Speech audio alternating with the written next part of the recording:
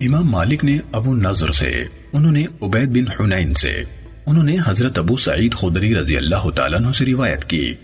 کہ رسول اللہ صلی اللہ علیہ وسلم منبر پر رونق افروز ہوئے اور فرمایا کہ اللہ تعالیٰ کا ایک بندہ ہے جس کو اللہ تعالیٰ نے اختیار دیا ہے کہ چاہے دنیا کی دولت لے لے اور چاہے اللہ تعالیٰ کے پاس رہنا اختیار کرے، پھر اس نے اللہ کے پاس رہنا اختیار کیا۔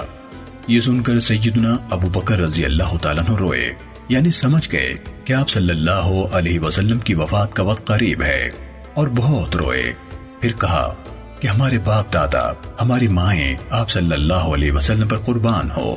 پھر معلوم ہوا کہ اس بندے سے مراد خود رسول اللہ صلی اللہ علیہ وسلم تھے، اور سیدنا ابو بکر رضی اللہ تعالیٰ عنہ ہم سب سے زیادہ علم رکھتے تھے، اور رسول اللہ صلی اللہ علیہ وسلم نے فرمایا کہ سب لوگوں سے زیادہ مجھ پر ابو بکر کا احسان ہے، مال کا بھی اور صحبت کا بھی،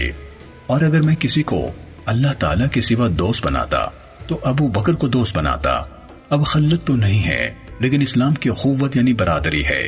مسجد میں کسی کی کھڑکی نہ رہے، یعنی سب بند کر دی جائیں، لیکن ابو بکر کے گھر کی کھڑکی قائم رکھو۔